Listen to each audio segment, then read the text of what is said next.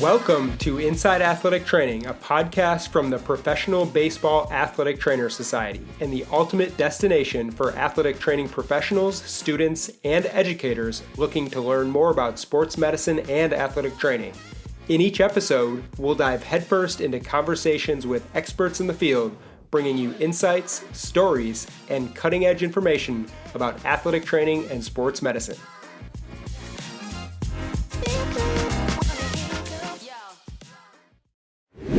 This week on Inside Athletic Training, we welcome in Hrycko, the minor league medical coordinator for the Atlanta Braves. Enjoy the show. All right, Eric, welcome to Inside Athletic Training. Very excited to have you on the show. You're currently entering your third year as the minor league medical coordinator with the Atlanta Braves organization. We'll get into the details about your job, what you do for the club, and all that good stuff shortly here. But to get it started today, love to hear more about you, where you're from, what you were up to growing up, and also how you found your passion for athletic training. Yeah, well, thank you for having me on. I'm sure you could tell by my response to your initial email. I'm very excited to be on and honored. And I think if you were to ask me 10 years ago when I was in school if this was something I'd ever do, I'd probably laugh and be like, no, absolutely not. So very, very excited to be on and share my responses with you guys. Do whatever I can to kind of grow the profession, especially, with younger athletic trainers. But yeah, about me, originally from a northwest suburb of Chicago, I'm from Schaumburg, Illinois. Grew up there, grew up a big sports fan. I played a ton of sports growing up, always involved. And, whether or not that was just something my parents wanted to do to get me out of the house, I'm not sure, but obviously started me down my path to, becoming interested in athletic training and just wanted to do something that I can continue to be involved with sports. Yeah, I think that's a common theme, whether it's myself working with you and PBATs or any of your colleagues across baseball. How do we stay in sports if we can't play is something that a lot of us has wondered and tried to figure out. So cool to hear so many of you guys figure that out through athletic training.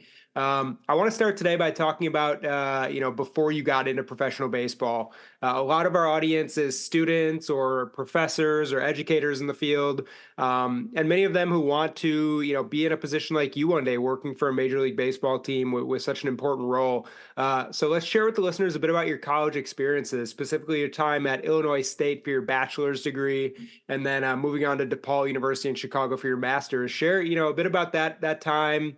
The most impactful things you took away from those experiences in college. Yeah, very fortunate to be part of the Illinois State alumni that now works in professional baseball. There's quite a few of us, and I'm lucky to find a program that taught us a lot of what we needed to know just coming out of school. We were awarded a ton of fantastic opportunities to see a little bit of everything to kind of prepare you for what you would have to face in the real life work world. I spent rotations working high school sports. I worked at a general medical clinic, professional sports, D1, D3. So I kind of got a taste of just about everything at Illinois State, and really lucky to have professors like Justin Stanek and Jeff Williams to really push us and guide us along the way. And I think by the time I was wrapping up with my school at Illinois State, I didn't really quite know if I wanted to go to grad school or not. And I think, there's a gap year for me between grad school and undergrad where I just didn't quite know what I wanted to do, and was really fortunate to get a job as a certified intern at Loyola Chicago, where I think I was probably the only person crazy enough to take the job they were offering at the time. And I'll never forget, I got a call, I think it was middle of August of 2014. The head trainer, David McDonald, called me and said, "Hey, are you Hrycko?" And I was like, "Yeah." And he goes, "Do you have a job?" "No."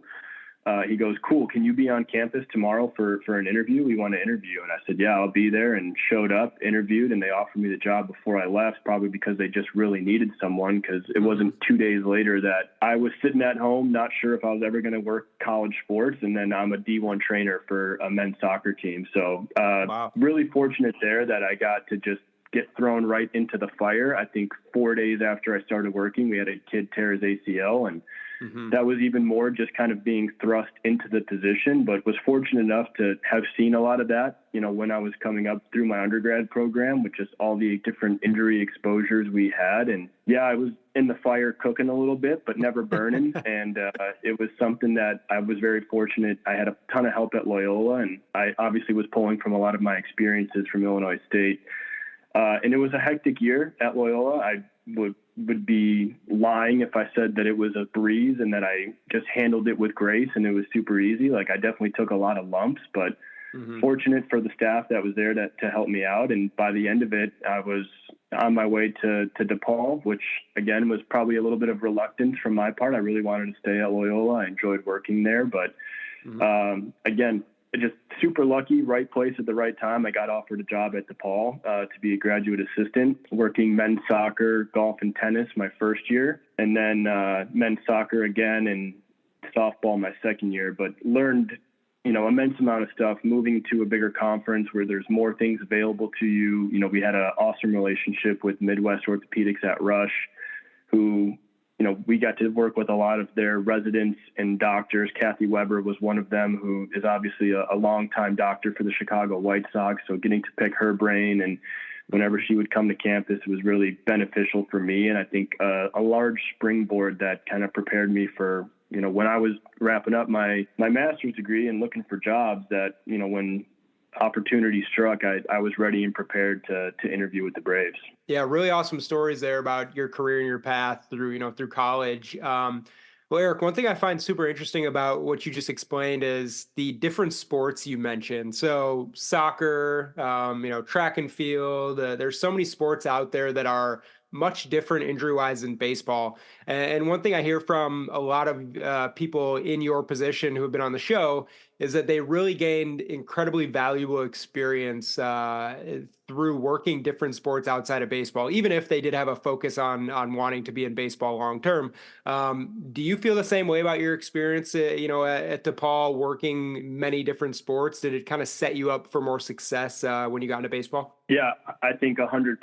I mean, not even, just DePaul, I think everywhere. I think the big thing for me, working all these different sports just kind of gave me more perspective, which obviously is paramount if you're going to be a good athletic trainer, is just to be able to draw from all the different experiences you had. I think track and field is one that they have such weird injuries. They have such weird demands of their sport that it requires you to look and dig a little bit deeper into what's going on with them, that the answer might not be the most glaringly obvious thing. Like, yeah, this muscle hurts and is sore and we have to treat just that muscle. You have to dig a bit deeper into kind of the pathology of it and how you got to that point. And, I'd be lying if I said going through grad school, I felt like, yeah, baseball is my path. I'm just doing this and I'm going to end up working baseball and whatever. I was convinced I was going to be an athletic trainer for men's soccer for the rest of my career. I mean, I was joining athletic training societies in the area of just men's soccer trainers and building a network there. And by the time I got to baseball, I was like, okay, well, now I have to kind of relearn a bunch of different things and start to reach out to different people. But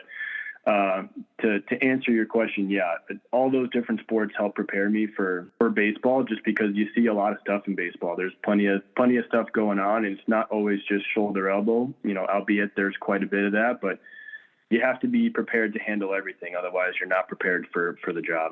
And reflecting back on your time in school, so much valuable experience that you just walked us through there. For the listeners out there who are, in that position in college, maybe getting ready to look for their first internship or their first job as a professional, is there any, singular piece of advice as students finalize their educational journey that you would have for them in terms of getting into pro sports and what to be prepared for? Yeah, I mean, I think the thing for me that I always talk to, whether it's an entry-level position we have open or an intern candidate, the thing that I really want to know about them, whether they have experience working baseball or not. Obviously, this is a inside baseball podcast, but for me, you don't have to have a ton of baseball knowledge to get a job working in baseball. And I'm a pretty good example of that. I only had one internship working baseball before, I got a job here with the Braves. But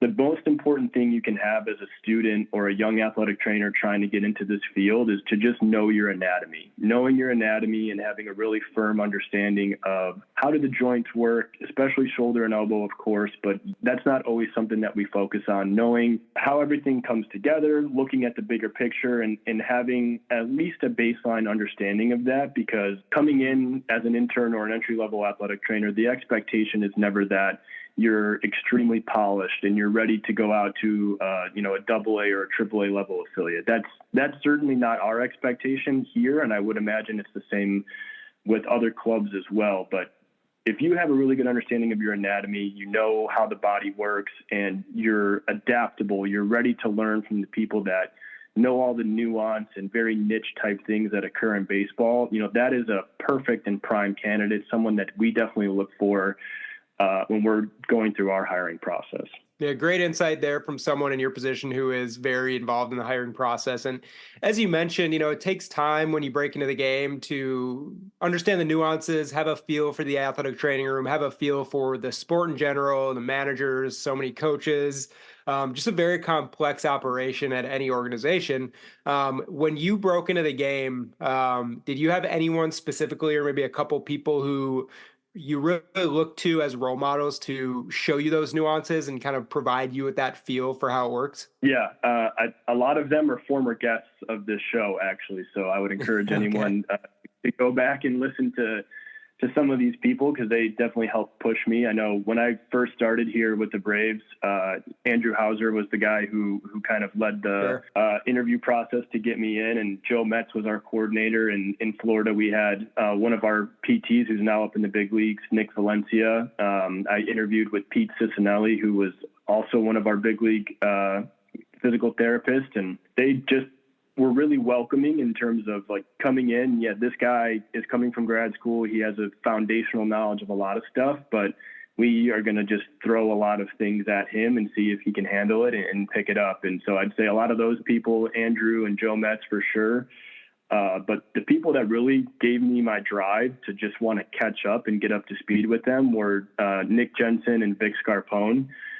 Those were two guys who were ahead of me on the depth chart here when I first started as the intern. And those were two guys that when I first got to meet them in 2018 in spring training, I met Jensen at Instructional League in 2017. Just the way their brains worked and operated were guys that they pushed me to want to be more like them, to just have a hunger of finding continuing education courses, getting a better understanding of how the baseball world works and getting up to speed. Because certainly you can be a very qualified athletic trainer to get a job, in baseball, but once you're in, it's now becoming an even better clinician and practitioner when you have these very nuanced athletes with very specific demands who, a lot of these patterns that you'll see in injuries with players are pretty prevalent, and they kind of took it upon themselves to uncover any stone that they might be able to find to help improve, themselves as a clinician and as an athletic trainer. And I wanted to do everything I could to kind of emulate that. And then as I kind of moved up through my career, obviously George Poulos came over, and George is a absolute wealth of knowledge, and I'm sure we'll touch on him a little bit later, but he's been a guy who, he doesn't end up being a head trainer in the big leagues for 20 some odd years by accident. That's certainly a testament to his work ethic and everything he's put into getting himself in that position. So he's been someone who, is a foundational aspect of how did I get here, is just relying on George for a lot of advice and wisdom. Yeah, all the names you mentioned there, just really influential in the field at such a young age. I know from getting to know Nick Jensen with the Brewers quite a bit, just a super passionate guy, really very invested professionally and even personally in athletic training, and always a great resource for many of the younger guys across the league. Well, shifting gears a bit to touch on something you just mentioned is your start with the Braves. So a lot of people aspire to work in sports. Very few people are able to say they, landed their first job with an organization. Obviously, we're talking today. You were able to do just that with the Braves. Let's hear a bit about the story of how you were able to break in and land your first position with the club. Yeah, it's certainly unconventional, and I would say to anyone listening, any students, don't do what I did and just wait for an opportunity to kind of fall in your lap, because honestly, that's exactly what happened. I vividly remember sitting in my office at DePaul, and our head trainer, Sue Walsh, came in and she said, "Hey, I just got an email from a guy that I know who has an intern opportunity in pro baseball. Would you have any interest?" And I said, "Who's the team?" And she said, "The Atlanta Braves." And I sat bolt upright and I said, "Yes, absolutely." Like, I'll send my resume.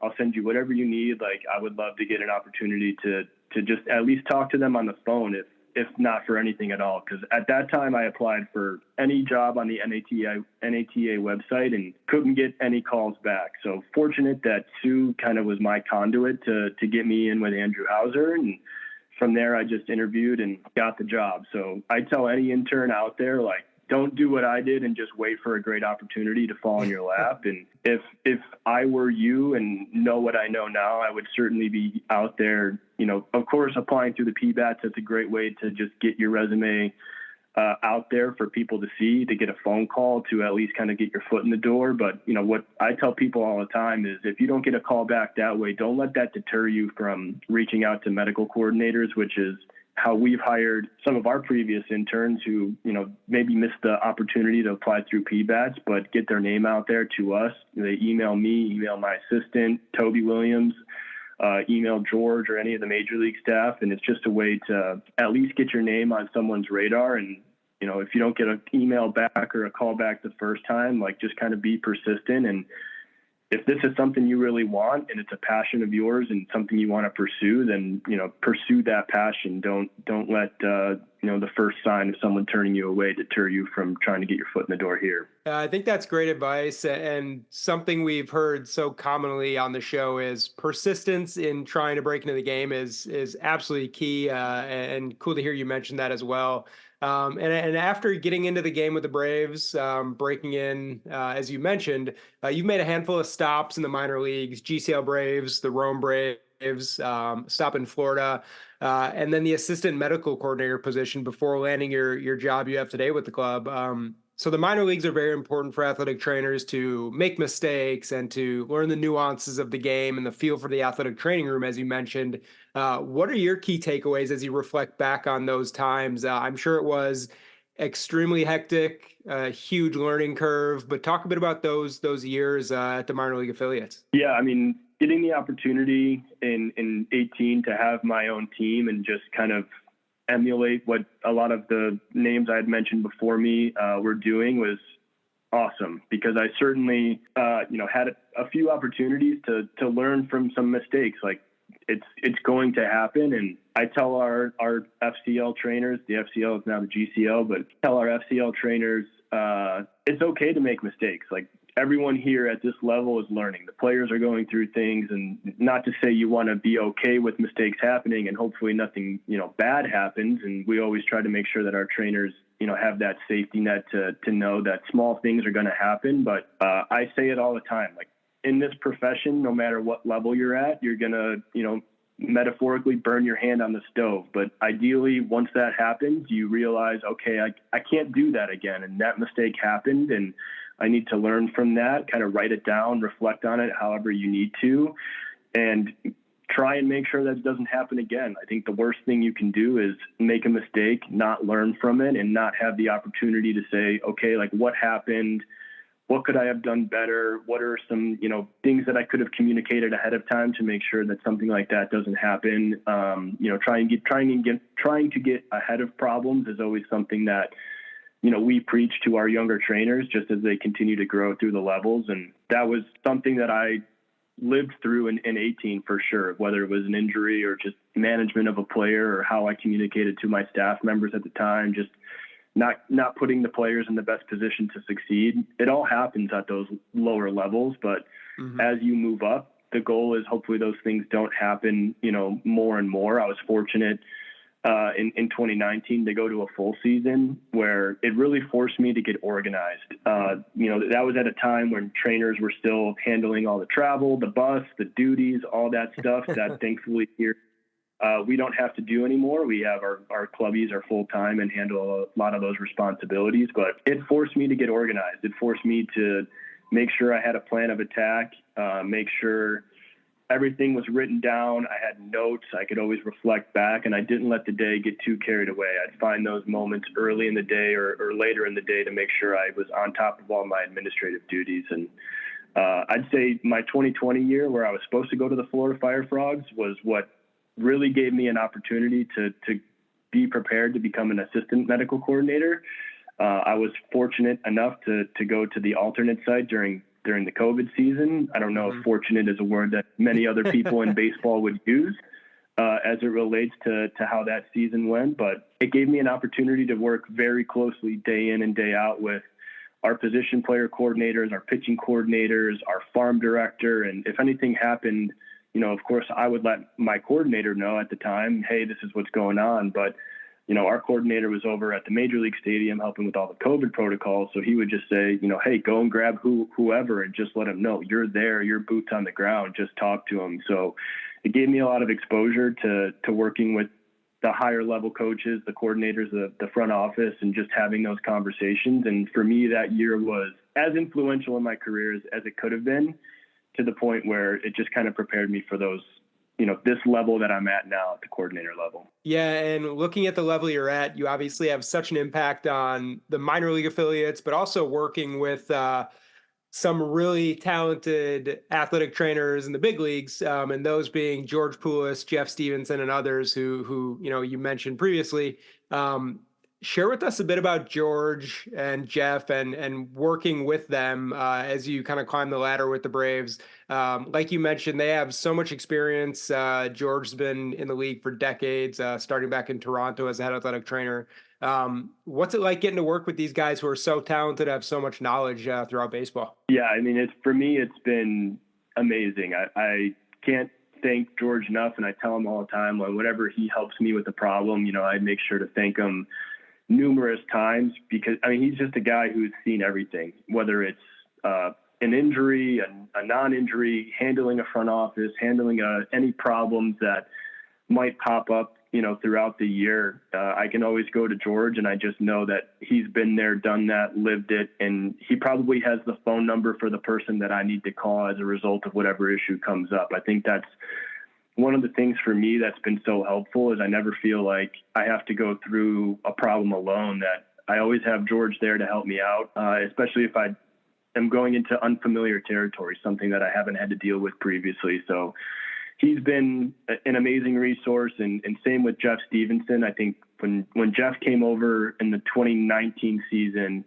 he was new to the org, but obviously worked with George and Frosty for a long time in Toronto, who had come over the previous year. And I think the most impressive thing about Jeff is I don't know if I've ever heard him have any sense of panic in his voice about anything.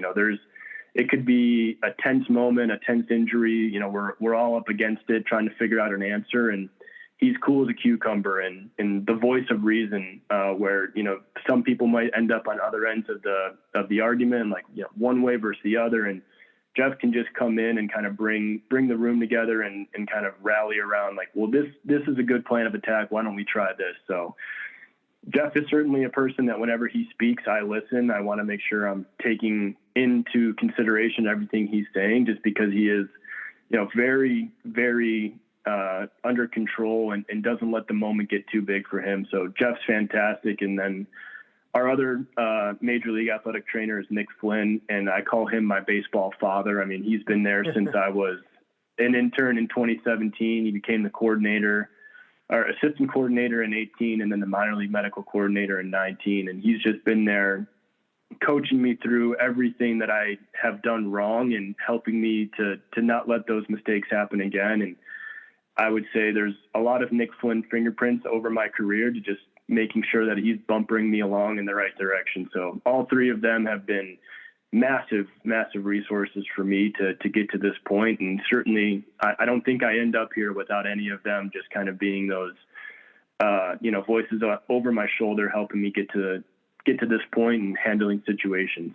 Hmm. Yeah, clearly all very influential athletic trainers in the game, and cool to hear you've had such a great time working with them.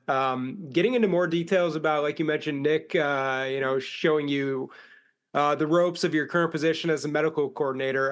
Love to get into more details about that current position. Obviously, a huge role, as we mentioned. You communicate up and down. You're in charge of hiring and organizing and so much different stuff going on every day.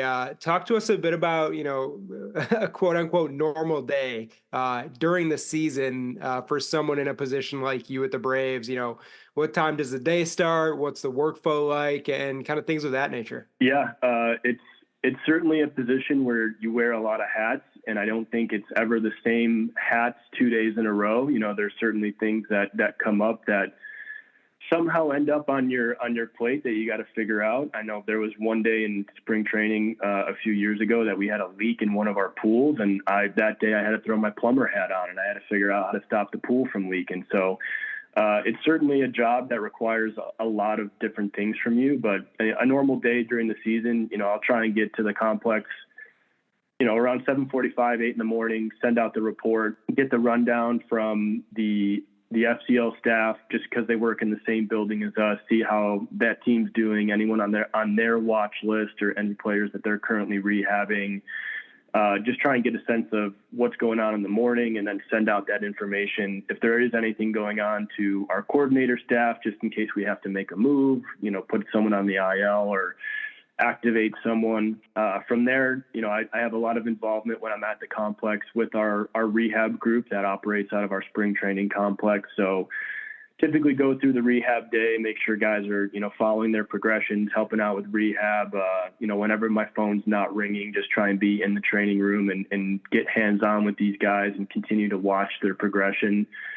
And then by the time rehab's over, I might pop outside and watch the FCL game for a little bit, but typically take the afternoons to just make sure I'm on top of all my administrative work, whether it's work comp, communicating with our adjusters on, where certain players are at, making sure the EMR audits are up to date. That's another big thing that Toby, my assistant, and I do, is just make sure that all the affiliate EMRs are up to the minimum standard. We're not missing anything. We're making sure attachments are uploaded.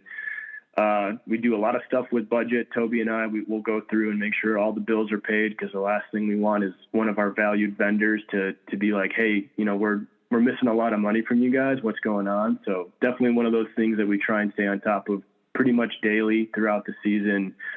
And then by early afternoon, evening, whatever, by that point, all the affiliate teams are getting going. So just handling a lot of phone calls or texts from them about players that are on their watch list, players that are injured, questionable for that day. If a player's not going to be able to play, I have to get on the phone with the front office and make sure we have any corresponding moves that we might need to make. Do we need to put someone on the IL and get someone shipped over to make sure they have enough coverage? And then typically every night I'm watching the big league game on one screen and flipping through the minor league games on the other screens, just to make sure that if anything does happen, maybe I get the opportunity to see it, and then I can start immediately talking with our doctors about, if something big's going on, do we got to get an MRI? Do we need to get someone in for an office visit the next day? So it's an all-day endeavor, and, maybe I make it that way for myself, but it's just a good way to continue to keep tabs on everything for me and make sure that I'm constantly in communication with the people that need updates, whether it's a 40-man, non-40-man prospect, whatever they may be. Just make sure that everyone knows what's going on with them on a given day. Yeah, that was an incredibly detailed and insightful rundown of what you do every day. I know there's probably days that are more calm and less calm than the others, depending on what's going on with the players and injuries and rehab and things like that. But obviously communication is key during crazy times, like seemingly every day for someone in your position. Another time that's going to get a little crazy coming up here is spring training in Florida in just probably a couple days. You probably have, people in the building now, getting prepared for the season.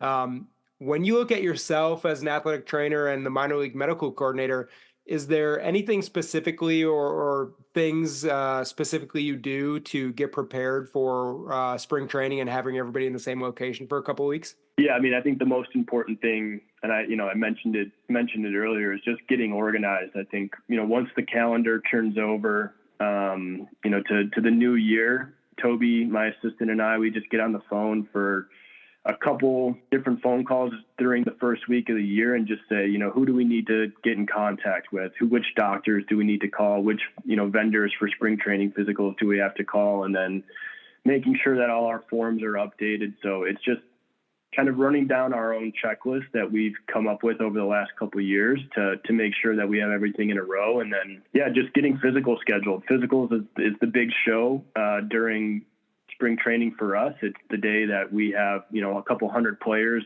and staff members going through and getting evaluated. So just making sure you have everything ready for that. Making your checklist, making your databases, making sure everything's ready to go so that, by the time the players show up and it's the day of physicals, everyone knows what their role is supposed to be. And then it just kind of, snaps into place. So I think the big thing that I always kind of stress about from whether it was my first spring training to this year is, do I have everything ready to go? And I think it's just having a checklist and having things that, like, yep, got that done. Yep, got that done. Can move on to the next thing. Just taking things away in chunks so that you're ready to go. Yeah, definitely. I know I've heard from many guests on the show that the physicals are crazy, and it's something absolutely essential to get done. And everything for that matter at spring training. There's so much going on, so many players and athletic trainers in the same room for a couple of weeks there. So cool to hear some insight into what happens there. In terms of the day-to-day at spring training, I know George and Jeff and Nick and everyone's there. You guys are all working together, communicating so much about what's going on multiple fields at the complex. How do you guys go about setting up a program and getting on the same page for how those weeks at spring training are gonna go for the staff? Yeah, I mean, a lot of it comes down to just making sure we meet an appropriate amount of time. So we typically will always have one morning meeting. Spring training is early days. So, anywhere from 6 to 6:30, we'll start with our morning meeting and just run down a watch list or a rehab list, make sure that we have a plan in place for the guys that day. And then after that, we'll run to the minor league medical meeting where if there's any crossover guys that need to go up or down for that day, we kind of run through the same thing, go through our watch list, come up with a plan. George handles the major league staff meeting and I'll run over to the minor league staff meeting. And again, it's just making sure that if there's anything that needs to be communicated, player limitations, whatever, us as a medical staff have already had those conversations. We have a plan in place for those players and make sure that gets communicated out to the appropriate front office members or coaches, and everyone's aware of what that player can and can't do in a day. And from there, it's just, it's just people out on fields. We're really lucky here with the Braves to have such a great staff, both in the major leagues and minor leagues, of coaches that keep us organized. The schedules are really easy to follow. Players know where they need to go. And for a medical standpoint, we meet who's got field coverage on what, and then we just kind of, huddle up and say break. And at that point, people just run out to fields and cover. And walkie-talkies are undervalued and overutilized in terms of just making sure people know, like, hey, we're going from this field to that field, or if anything comes up, it goes out over the walkie, and then there's phone calls, text messages, and we're really lucky as well. We have our major league office is divided by just a small wall and a door. So if anything happens on the major league side that we need to know about, they can just open the door and shout it into our office, and vice versa. If there's anything that they need to know, we just kind of holler through the wall and say, hey, this is what's going on. And just making sure that everything always is going to be tied together in spring training. There's many ripple effects from, if an injury happens or something like that, but just making sure it's communicated up and down the chain from our rookie ball trainers up to me, up to the big leagues, and vice versa, big leagues to me on the way down to, our minor league trainers. Just anytime anything happens, there's plenty of phone calls, texts, conversations that happen. And it's the beauty of spring training. There's only one time a year that everyone gets to work under the same roof. And we certainly cherish those opportunities to have each other around and talk and lend advice. And it's a really special time of year. Absolutely. And diving deeper into your role as medical coordinator with the club, one common theme among many of our guests who've made it to the big leagues as athletic trainers is that they've all spent a couple of years, or many years for that matter, in the medical coordinator role that you're in right now with the Braves. I know you've been in this role for a couple of years now, getting some awesome experience. Um, Being in the medical coordinator role, is it something that excites you because you've seen what people in your position previously have gone on to do in the big leagues? I mean, yeah, I guess. I think ultimately, if you make it to the big leagues or not, it's not really something that you yourself can control outside Mhm.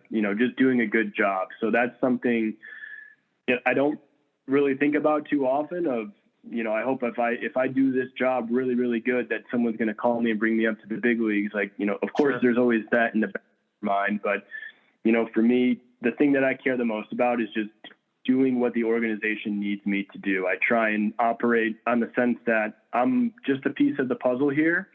I've been entrusted with a role that, you've mentioned has a lot of responsibility, and I've shared some of what those responsibilities are, but I try not to take that for granted. Of course, it's an important role and it's an important position, but it's just one of many that we have here in the organization. And the only thing that I can really control is what I do day in and day out. And anything that comes as a byproduct of that is out of my control for the most part. It's just something Mhm. that if you work really hard, maybe good things will happen for you. And that's really the only thing I try and focus on. Yeah, just a great mindset, and something we've talked with a lot of head athletic trainers across baseball is their ability when in the minor leagues to stay present and committed to the location they're currently at. So, is there something that you do? Obviously, extremely hard worker, dedicated to the profession and to the club and the Braves. But is there anything you do mentally to kind of ensure that you're focusing on staying present at the level you're at right now? Honestly, I think just the daily demands, the yearly demands of what the job entails kind of keeps you very grounded in the moment. Obviously there's plenty of things that you can think about in the future, but every single day you kind of have to wake up and solve the problem that's going to be going on for that day. So I think, Sure. honestly for me, just staying focused on what the task at hand needs to be every day, because there's certainly no shortage of things that happen, player injuries, communication, like whether it's a player related thing or not. As a coordinator, you have a lot of different things to handle and plan for, and kind of keep your mind focused on that. The rest of the stuff kind of falls to the wayside. So, for me, I don't know if maybe I'm not having enough foresight, and maybe this is like an aha moment for me to be thinking about what my mindset is. But, honestly, I just focus on what needs to get done every day, and maybe a couple days in advance if I know that we have some stuff brewing that I need to just get out in front of. But most of the time I'm just focused on addressing the problem that every day brings me, because that's really all I can handle. Yeah, I think that's a great way to say it. You are so busy and so committed to what you're doing every day that there's no real time to worry about what's next. I think that's an awesome mindset for anyone in a position like you or any young athletic trainers to kind of model their mindset after. Well, Eric, you're still a young guy. You have a ton of experience in the game already. When you look back on getting your start in baseball, and reflecting on your career thus far, I know that's probably a weird thing to say since you are, young in the profession, but like I said, a ton of experience. Has the journey been everything you had expected when you were breaking into the game, or much different than you thought it would be? Yeah, I've used this phrase, but I'd be lying to say if this was anything I could have ever imagined, it would have been for me, especially this path moving, up the way that I have. Certainly not what I expected. I've heard a lot of stories when I was, the intern or a younger athletic trainer of people, going through the affiliate, spending many years at the same affiliate. And for me, having the only time I've ever repeated a level be at the coordinator level was mind blowing to me. So something that I certainly didn't expect when I first started here. Obviously very, very grateful that I've been able to move up these positions and be entrusted with, a leadership position that I certainly don't take it for granted. But no, I would say this was definitely not what I expected, but I think that's good. I don't think you should ever kind of come into your job with an expectation that either I'm gonna move up super, super fast, or I'm gonna take it year by year and stay at the same affiliate. Cause I think that's a mindset that, you can fall into, that you're creating the expectation for yourself already. And you're just creating the narrative where if you just kind of do what you're supposed to do, like I said a minute ago, like good things happen to you if you work hard. So if you just do whatever is asked of you and do the job and do it to the best of your ability, then yeah, what you might expect might not happen, but hopefully that's for a very good reason and not the opposite. Yeah, and that echoes the statement of many of the athletic trainers we've had on this show is hard work's going to pay off. Being present, being committed to where you're at is just extremely important. So awesome to hear you echo those same statements here. Well, Eric, to wrap up today's episode, we're going to finish with a quick Q&A segment called Extra Bases, where I'm going to ask you 4 quick questions and let you share some insight into some of your favorite things about athletic training in baseball. So we'll kick it off here at first base. You've made a handful of stops, as we discussed, along the way to your current role with the Braves. Did you have a favorite athletic training room to work in along the way?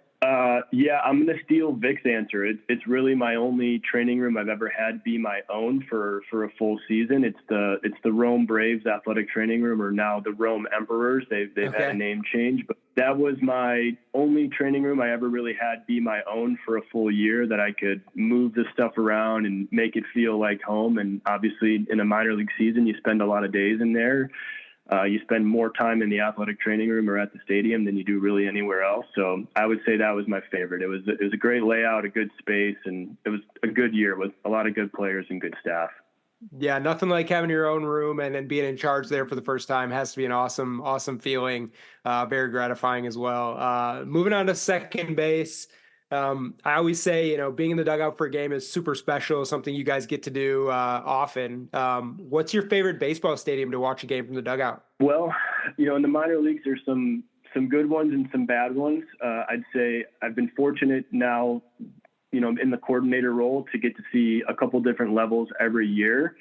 But I would say from a minor league dugout, it doesn't really get much better than our low A affiliate, the Augusta Green Jackets. It's an awesome stadium. It's not super big, but they fill it pretty routinely throughout the week. And if you catch it on the weekend in the summer, when there's kids home from school or the local university is still in school, I mean, that place is packed.